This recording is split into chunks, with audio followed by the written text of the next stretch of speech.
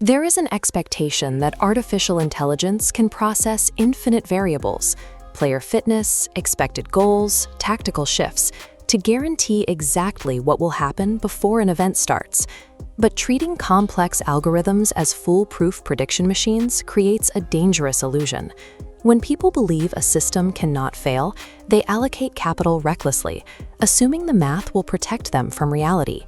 The problem is that reality is full of black swan variables. A sudden downpour, a controversial referee decision, or a random muscle tear introduces unpredictable elements that instantly break deterministic models. Because these variables exist, relying on artificial intelligence for absolute certainty is a mathematically flawed strategy. It leaves your capital exposed to variance you can never fully model. To actually extract value from these tools, we have to transition away from seeking guaranteed outcomes and start actively hunting for mispriced probabilities and data discrepancies. This requires moving away from the idea of algorithmic overnight wealth. Instead, you have to adopt a slower, highly disciplined, risk-adjusted approach. This dashboard illustrates the difference in risk profiles. The jagged red line tracks direct predictive risk, the volatility of betting your capital on an AI's outcome. Compare that to this smooth, upward trending blue line, data business subscription revenue. Monetizing the data itself achieves superior financial stability. The central dilemma then becomes how to actually build that blue line. How do you extract scalable, reliable profit from predictive software when the real world refuses to be perfectly predictable? The secret is that you don't sell certainty. You build a scalable business architecture around interpreting the probabilities. To build that business, we first need to evaluate the software available. The first tier consists of microanalysis platforms, tools that track thousands of localized, hyper-specific data points during an event. Instead of attempting to guess who wins a match, these platforms calculate the expected probability of microactions. They analyze shot locations, map out passing networks, and defensive efficiency in real time. This creates immense analytical depth.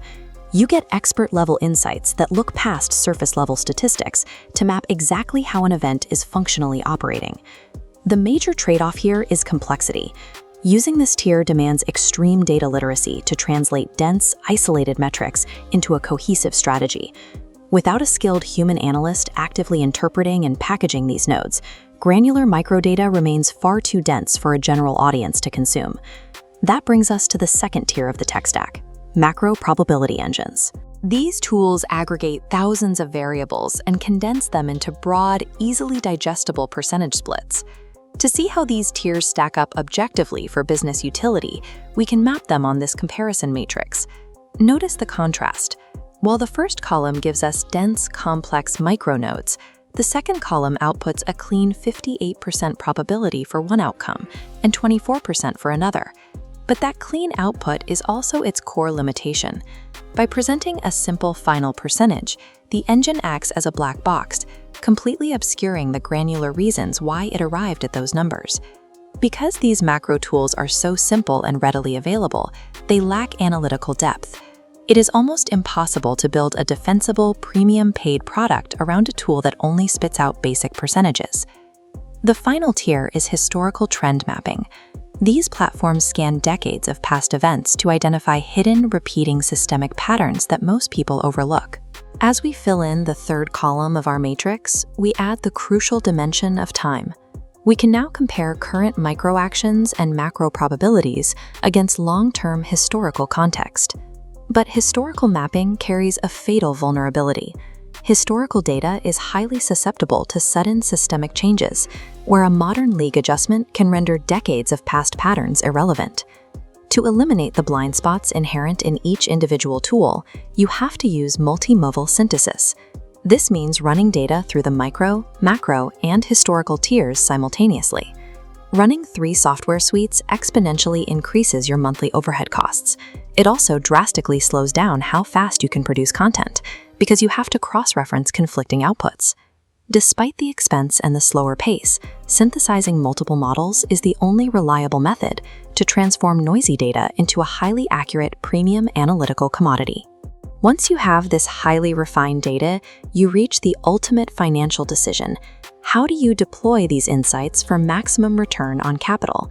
If you use this data purely as an automated decision maker for your own personal financial wagering, you expose yourself directly to the final event outcome. The math can be perfect, but a multi-model synthesis cannot filter out human emotion, sheer luck, or a player suffering a season-ending injury in the first 5 minutes. Watch how quickly a statistically perfect system collapses when a single, unpredictable real-world variable suddenly enters the equation. Applying advanced algorithms to direct outcome wagering ties your revenue to luck and external variance. This makes it difficult to scale your growth with the same stability you'd find in a service-based business. The high-margin alternative is to package these predictive insights into a B2B data newsletter or a premium subscription-based digital community. This 3D quadrant chart maps capital risk against predictable ROI.